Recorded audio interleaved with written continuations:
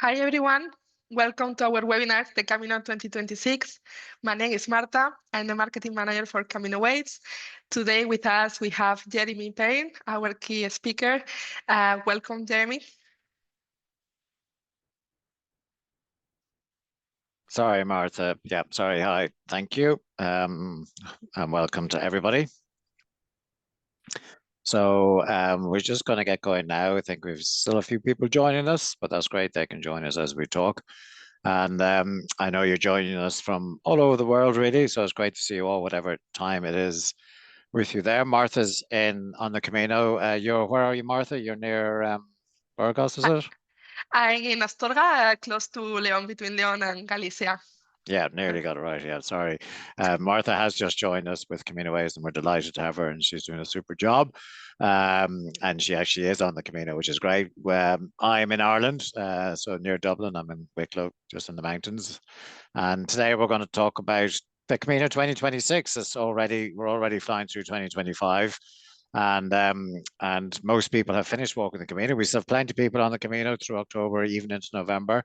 But now people are really looking towards 2026. So if you want to move on to the next slide, Martha. And yeah, so we're going to run through a couple of the routes and a few other little things very quickly. And as we get close to the end, we'll stop talking and we'll let you do a little bit of the our asking. And if you could type in any questions you have into our chat box, we'll do a bit of Q&A afterwards between myself and Martha. Because there's so many people in the webinar, we just have all the mics turned off. But we'll try and get to your questions as we get to the end of the presentation. So we'll start off, please, Martha, there on the next slide. So essentially at CaminoWays.com, we offer walking and cycling tours on most of the routes of the Camino de Santiago and the Via Francigena to Rome. On that, we offer accommodation in hotels only. That's from kind of up to 3-star. And then through that, we also offer superior collection in country cottages and 4- and 5-star hotels. As you're walking, we transfer your luggage as well, which is fantastic, and people love us for that. And we can add on extra services like airport transfers from your arrival airport to your starting location, and then back to the airport after you finish the tour. We offer guided tours and self-guided, and we'll go into that a little bit later. But essentially, self-guided is you coming onto the Camino, self-supported. We provide all your accommodation, luggage transfers, and the information through our tour portal that you need to walk the Camino. And we work with groups as well. So if you have a group of friends, family, a business group, pretty much everything, and walking clubs, all sorts of groups come and join us on the Camino as well. Anywhere from 10, we've even done groups of up to 100 people, but that is rare. But generally, groups are around 10 to 25 people. While you're walking, we have a 24-hour assistance number as well. That's when you're on tour and walking. And with that, you can call or WhatsApp us to sort out any minor issues you may have, and hopefully they are that. So let's move on. Very quickly, we have a look at a map of the Camino. What you're looking at is Southern Europe there, essentially, with Spain and Portugal on the left, and then we have Italy on the right. But essentially, for the Camino, the main route of the Camino is the Camino Francés, coming from France and Saint-Champier the port, very quickly over the Pyrenees into Spain, and then traversing the whole of northern Spain to Santiago. And all routes end in Santiago de Compostela. The second most popular route is the Portuguese way, coming from the south and all the way from Lisbon. But most people walk from Porto and then up to the Spanish border, where we have Vigo, Bayona, and Tui, and into Santiago from there.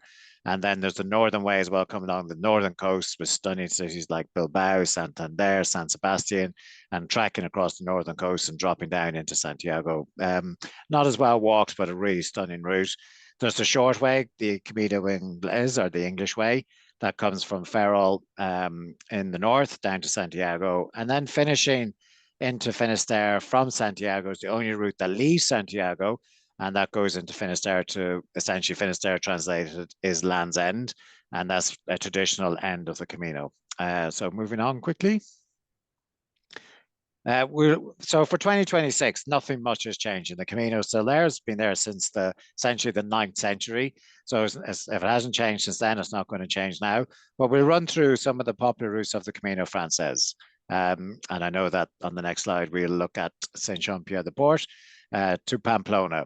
Now, the map isn't great because you don't see exactly where it is, but if you can remember the first map we showed, Saint-Jean-Pied-de-Port, you can see on the top right, is in France. Great access from Biarritz Airport, or even the fast train, the TGV from Paris down to Saint-Jean. And this at Saint-Jean is where many people start the Camino. And you could be walking anywhere from just to Pamplona, as this portrays, which is 4 days, just under 100 kilometers, or you could be walking the whole Camino to Santiago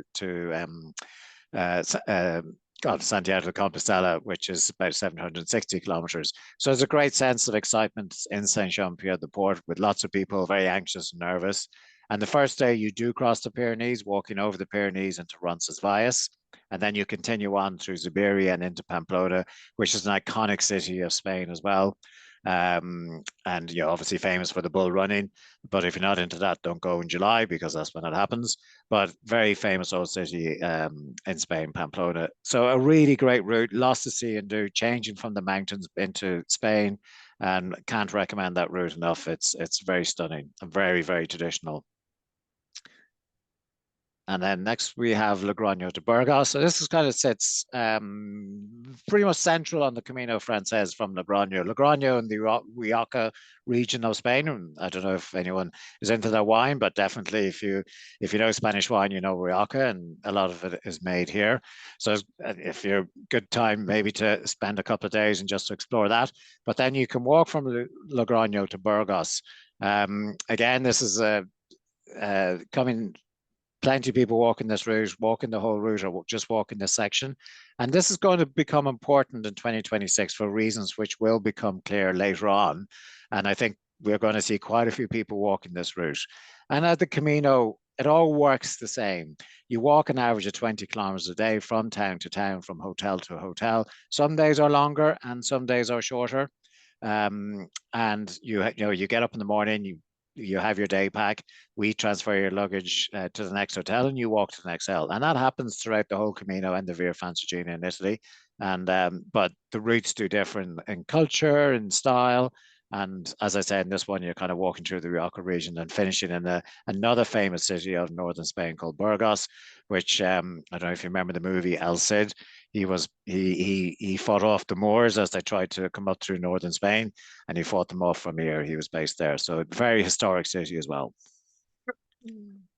And next slide, please.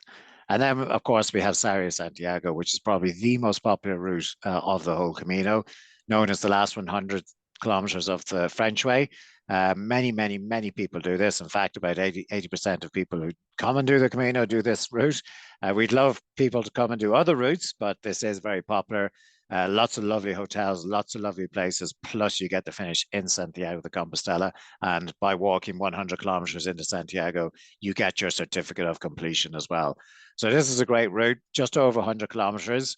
Sarria Santiago can be done in 5, 6, even up to 10 days, because we have many little towns and villages on this route where we offer hotels. So you can do it quickly or you can do it slowly with less kilometers. Everyone who comes to Camino for the first time usually does this, and then they might come back second, third, or even fourth time to do some of the other routes. But then if you're adventurous, you can always start in Saint-Jean-Pied-de-Port, do the routes week by week, or do the whole thing in one. We have many people who do that. I think we're going to move somewhere else, are we? Yep. So I mentioned the Finisterre way. So this is the route that travels from Santiago out to Finisterre, Land's End. And this is a very important location in Spain, and in fact in Europe, because this is where we believe St. John did a lot of his preaching from. And Finisterre, Land's End, this is where a lot of the people went back in ancient times to see the sun go down. And they thought this is where the world ended. And there was no land, thinking that maybe the world was flat and there was no land beyond this. So very important historical location.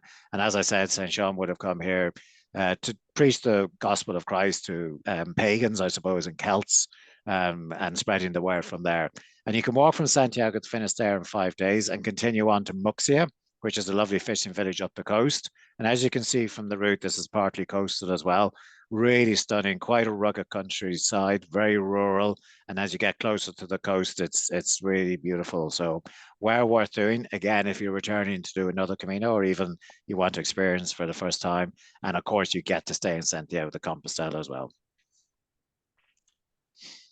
And the English way coming from Coruña or Ferrol in the north, and then coming down into Santiago. This is a route that was started, I suppose, with people coming from England and Ireland. They would have got the boat over to this area, this coast, and then just walked 100 kilometers down to Santiago. So they found a little lazy way to go instead of walking across Europe and then eventually finishing in Santiago.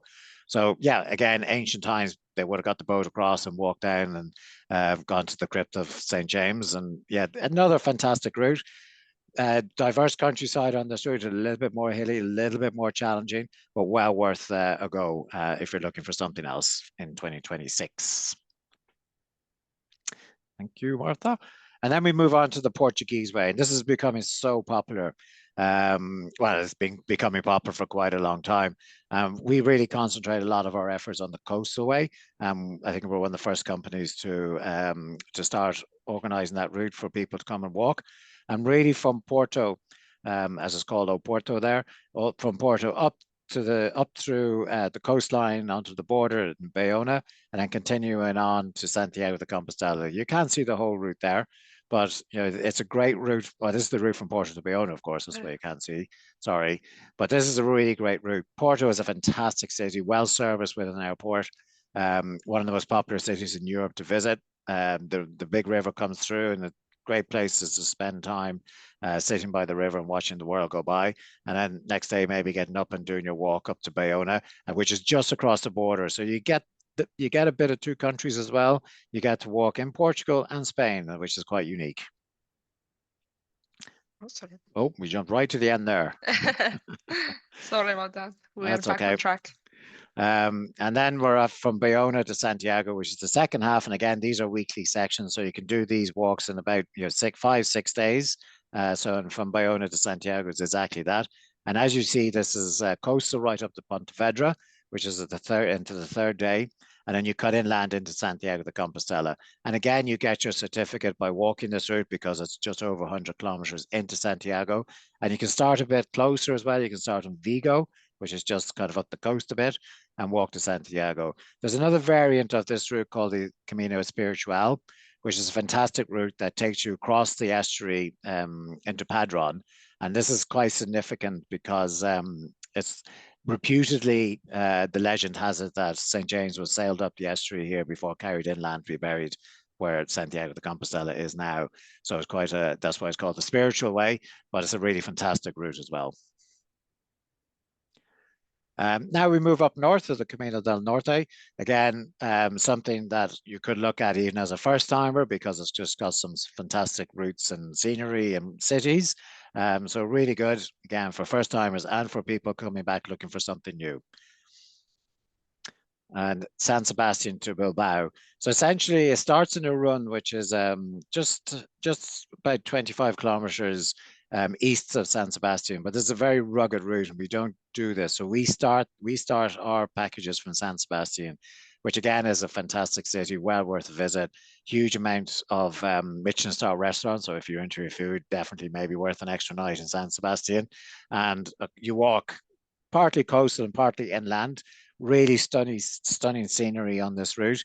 A little bit more hilly and challenging, but not much. The days might be a bit longer on this route in some locations, but fantastic hotels, lovely places to see. And of course, you finish in Bilbao with the iconic Guggenheim Museum.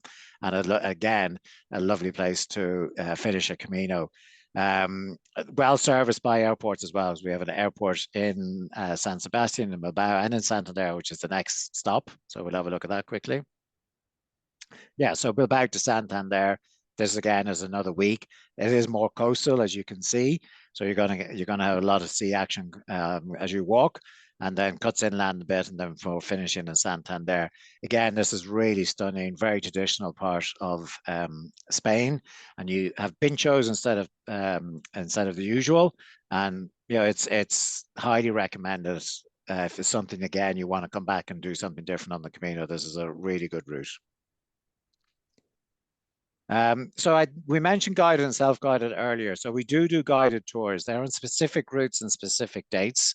So if you go onto our website, CaminoWays.com, just at the top of the page of the website, you'll see CaminoWays guided tours, and you can see we do it on the Camino Francés last 100 kilometers, the Camino Portuguese last 100 kilometers, and we also do it on the Camino Finisterre and the Via Francigena in Tuscany, which we haven't mentioned just yet.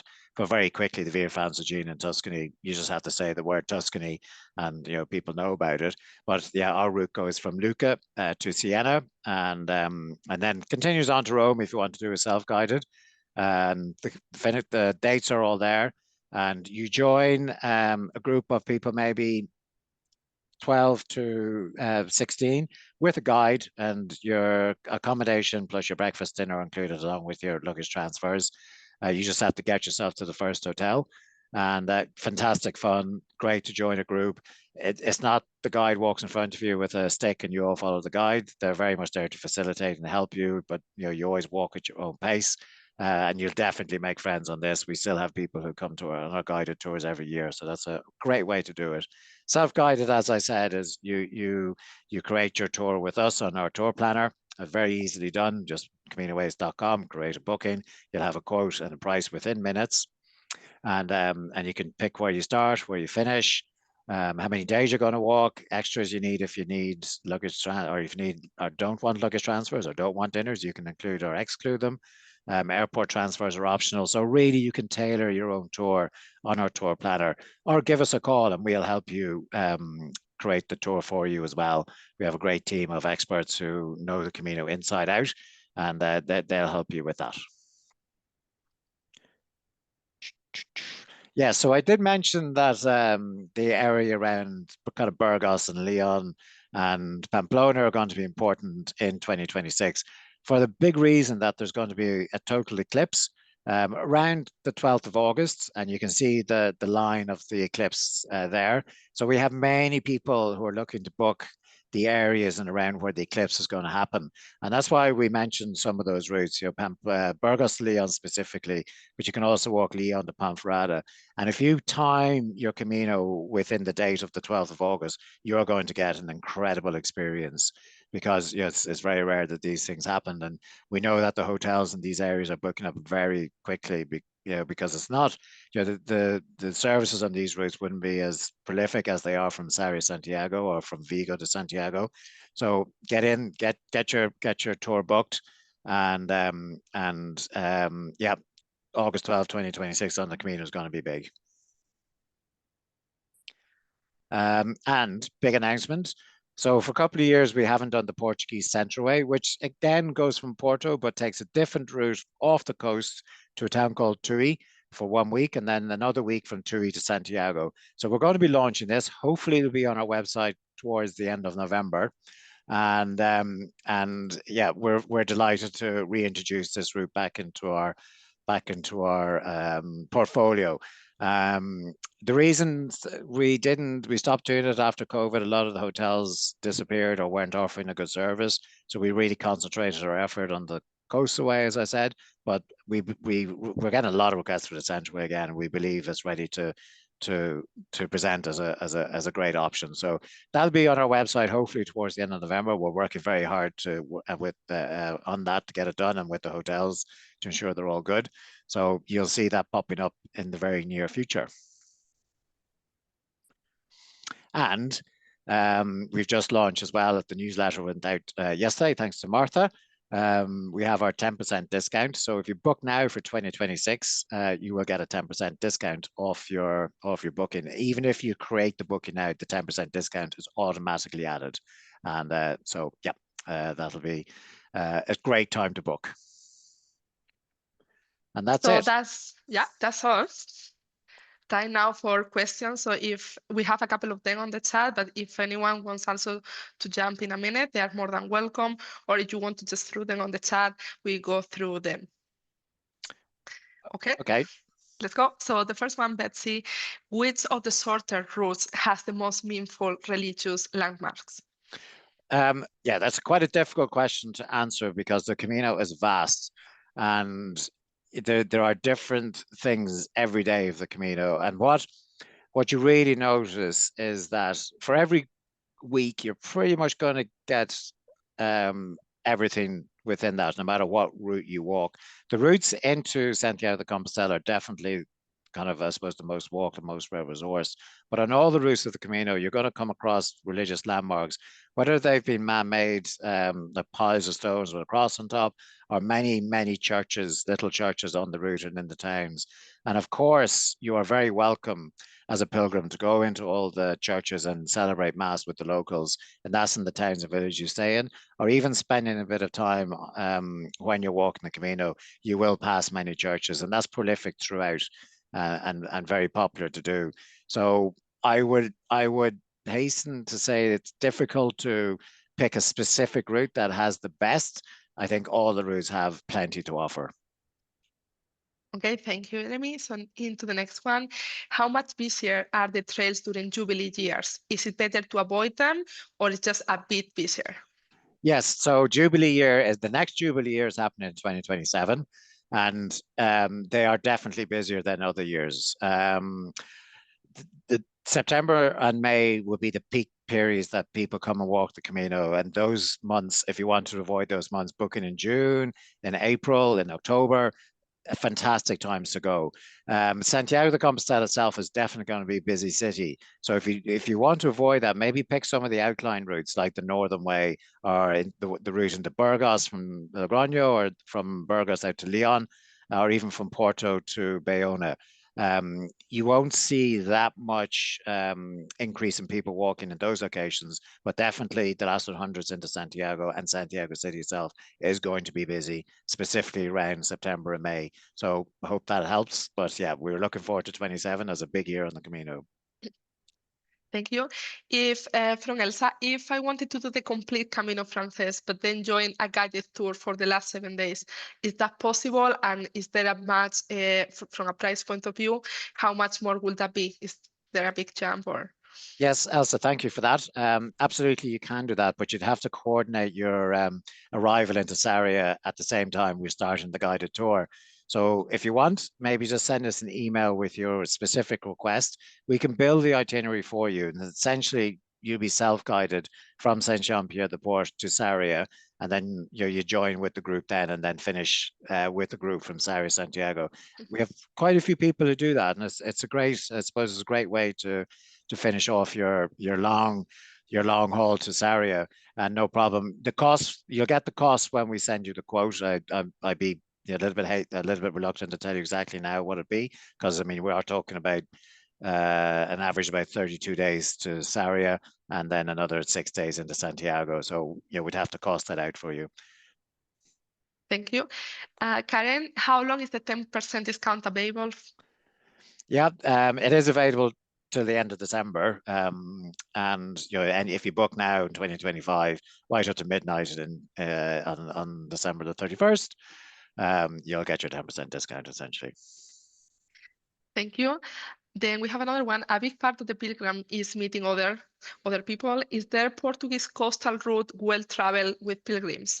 Yes, it is. Yeah, more so on the last 100 kilometers from Bayona or Vigo into Santiago. Definitely, it's nearly as busy as the French way now. And from Porto to Bayona is a great. It's great. There's a great atmosphere along that route. Lovely towns along the coast, and it is a little bit more touristic because local people go there for their holidays. Still hasn't kind of hit the big, I suppose, Costa levels at all. So it's still very traditional, and fantastic little restaurants for food straight out of the sea as well. If you're into your seafood, a stunning place to go. And yeah, a great atmosphere. And also one of the biggest things for me is that at the end of every day, you can hop into the sea for a swim. And that's so refreshing after a long day's walk. Thanks, Jeremy. Next one from Paragon. What's your cancellation policy if things change? I'm assuming if you mean if your plans change. And what I always say to people, the minute you book a tour, any kind of holiday away or a challenge like this, is you take out travel insurance. Even if you're booking for next year or 2027, the minute you put money down, take out travel insurance. Travel insurance providers can be found in your own jurisdiction, or there's kind of global ones like World Nomads. So they're a very good global provider of travel insurance. I would advise never to buy travel insurance off a company like us that provides tours. We're experts and specialists in providing tours. We're not experts or professionals in insurance.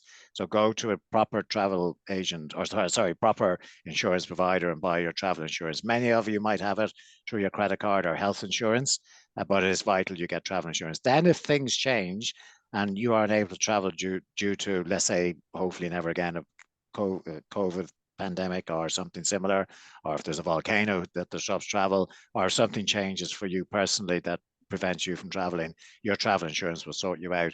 Our general policy is available on our terms and conditions. If you go into our website, there's a magnifying glass at the top right. Click that, type in terms and conditions, and you can see it. On every quote, there's a link to our terms and conditions, but they're very general as a tour operator. Our deposits are non-refundable. You pay in full 60 days before you travel, and there is a cancellation policy within that if you have to cancel within that period of time. So that's, yeah, top line essentially that. So thank you. If you need more information, email us as well. Yep. Thank you, Jeremy. So from Moi, if one of the group members just want to walk like 5-7 kilometers each day, but the rest can do 20 plus, is there options for transport for one of the members? Yes, well, you saw how vast the Camino is and how many routes there are, and we have many people kind of throughout all those routes. So it's impossible to have, let's say, a dedicated transport option for people.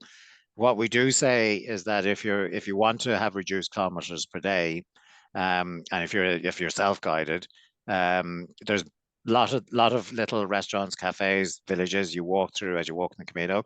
The very smart local taxi men have put their taxi numbers in these places. They've also put them up on lots of lampposts and places. So there's lots of numbers of taxis around. Also, what's really good advice is that when you leave your hotel in the morning, they'll always have taxi numbers on the counter, local taxi numbers. Pick that up, bring it with you. If you run into trouble or if you feel you can't complete a day, give them a call. They're well used to it. They'll pick you up and they'll bring you the rest of the way. So there is support in that. If you're with a guided tour, the guide will help you and they will get you a taxi and to get you the rest of the way. And you would have to pay for yourself, but the cost is minimal. The maximum distance you would be traveling would possibly be around 20 kilometers. So it is a minimal cost. Thank you. So then into the next one, do you need internet to know how to keep on the route? Well, for the mapping, you download it before you go, and we have instructions of how to do that. And you can download the maps before you travel, so you're just using satellite, so you don't need the internet. And so you can specifically download any area of the world on Google Maps, and then you have that on your phone, and you don't need any signal to check that, and it'll still follow your route as you're walking. So essentially, no, it is better to have it, and there is internet throughout everywhere in the Camino, mostly. But there's plenty of options these days. We've got eSIMs now, so you don't even have to buy a SIM card. You can buy an electronic SIM card just for the duration of your travel.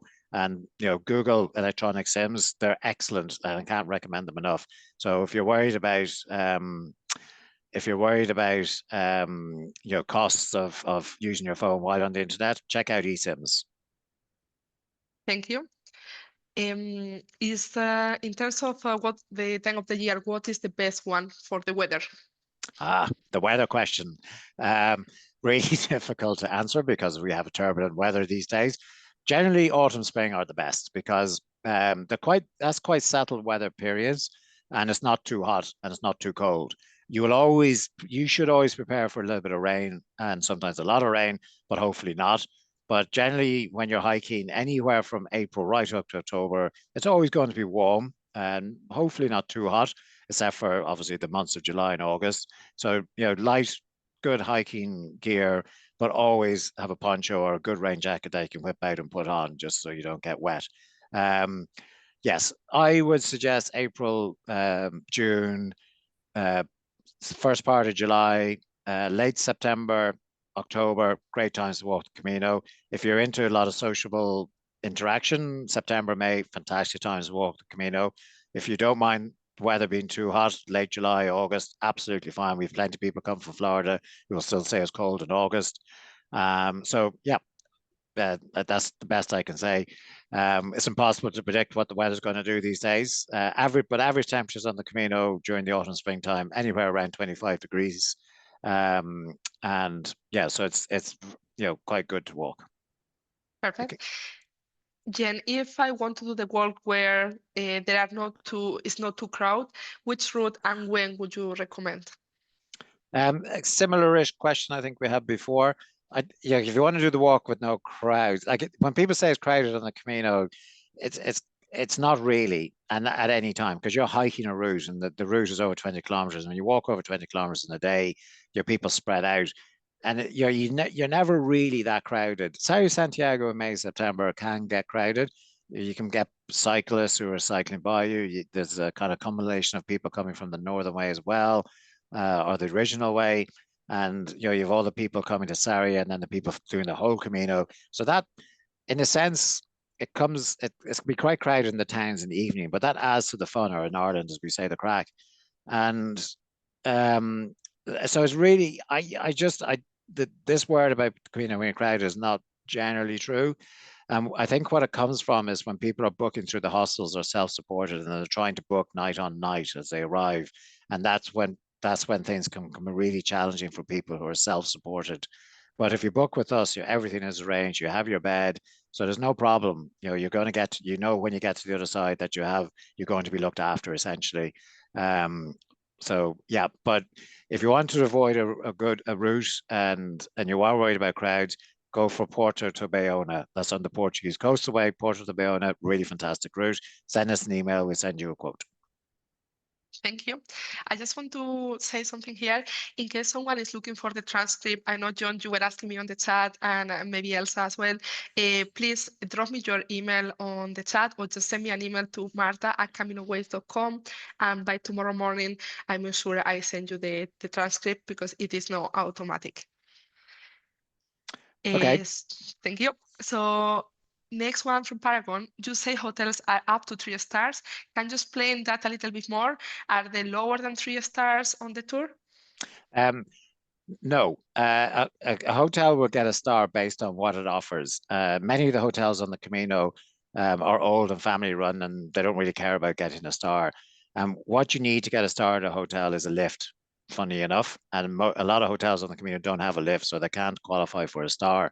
So they will put 1 or 2 stars on their own information, but essentially they offer exactly the same services as a 3-star hotel. You will always have a private ensuite bedroom.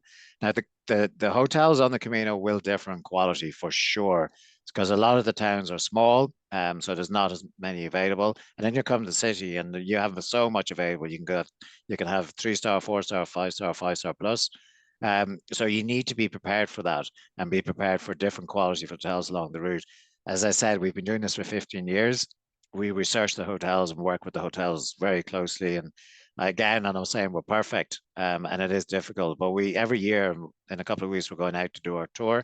Every year we go visit the hotels, have a chat with them, see how they're doing, find new hotels as well.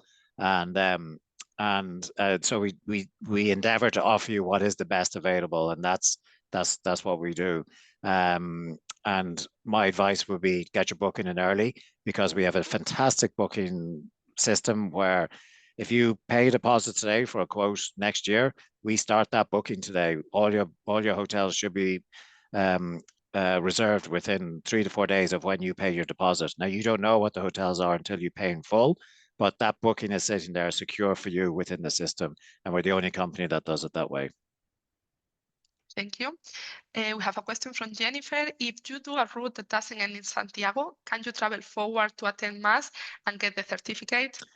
Yes, there's a bit of news about this actually, and yes, you can walk 100 kilometers on any section of the Camino. Get yourself to Santiago. Walk the last day into Santiago and present your passport, and you will get the certificate.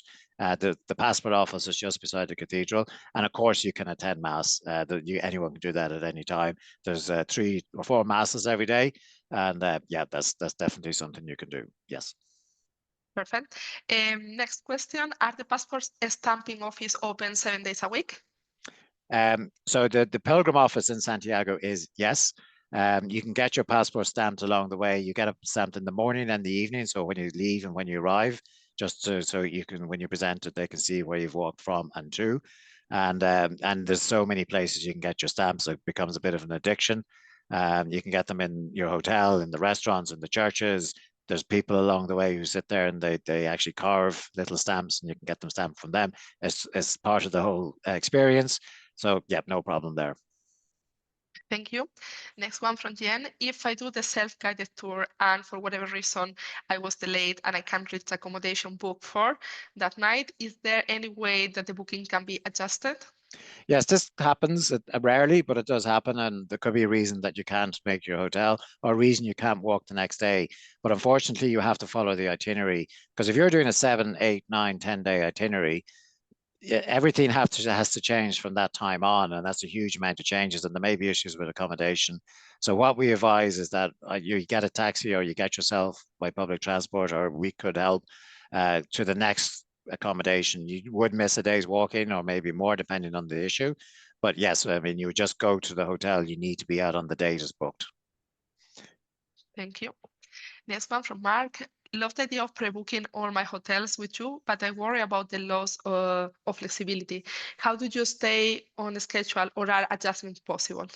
Well, essentially, it's the same question with the same answer. You have to follow the itinerary, unfortunately.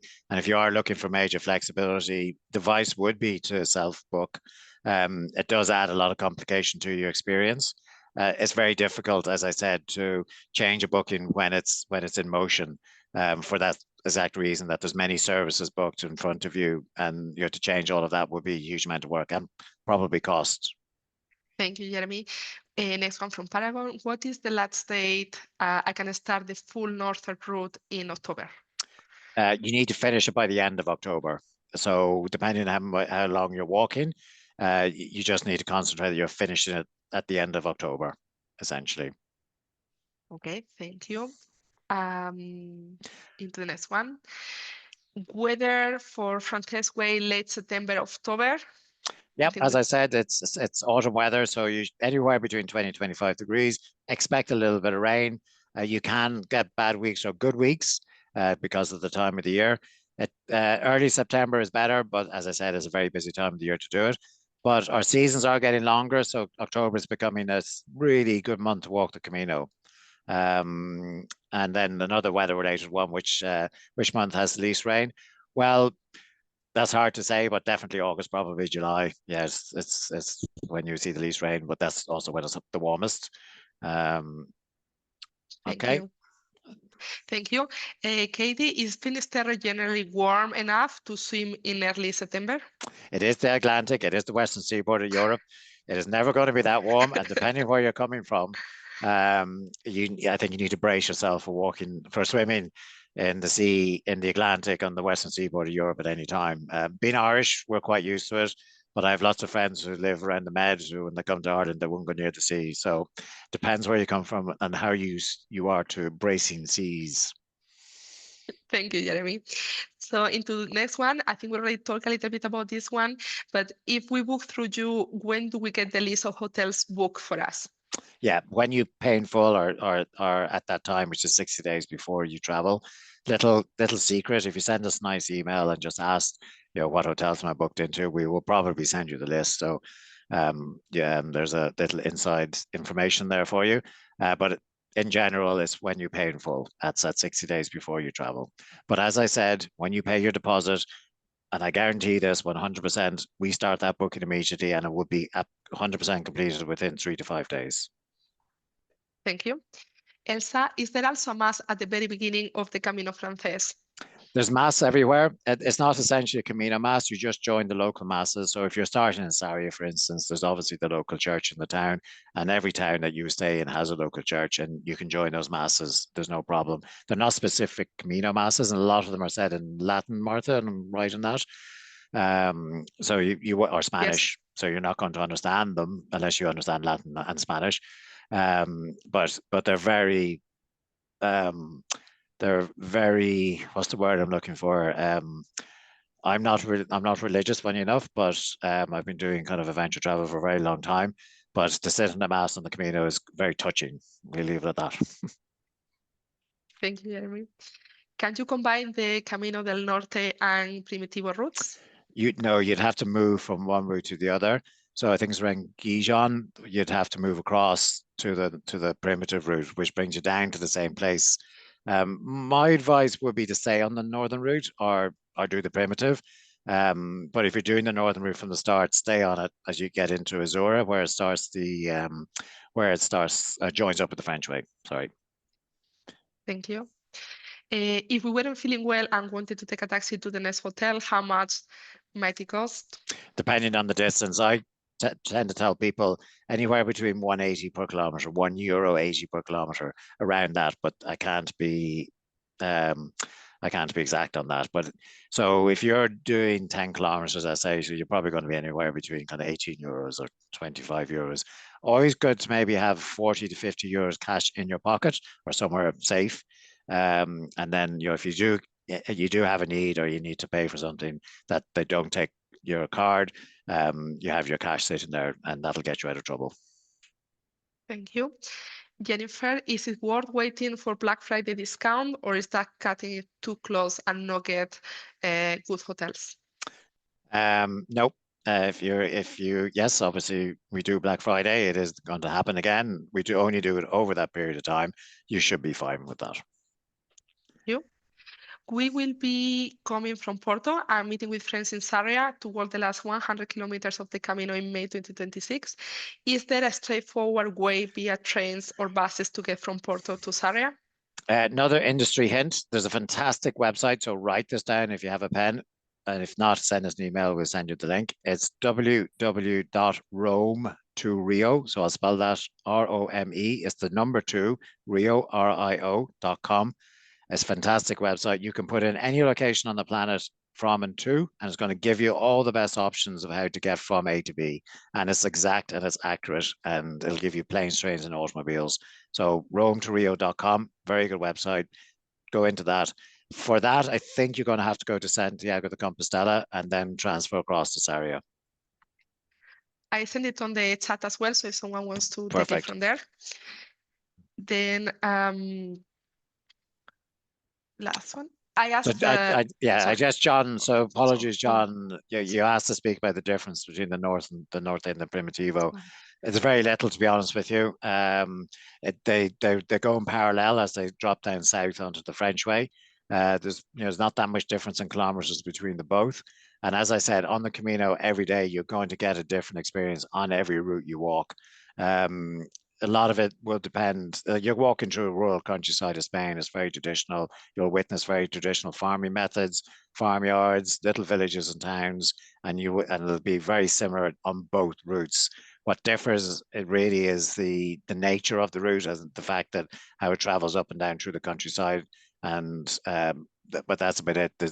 It's hard to describe what the exact differences would be. So apologies for getting your question wrong first, and I hope I've answered in some level second. And I think we'll bring it to a close there, Martha. Yes. Thank you, everyone. Thank you so much for all your questions and for being with us today. If anyone has a question, feel free to reach out to us. You have our contact on the website, so we'll be more than happy to help you. And more than welcome to join the next webinar next month. We'll be sending another email in November, so you can all join us. Okay, thank you very much. And thank you very much for joining us. And I hope your experiences on the Camino are going to be fantastic. So see you there. Bye-bye.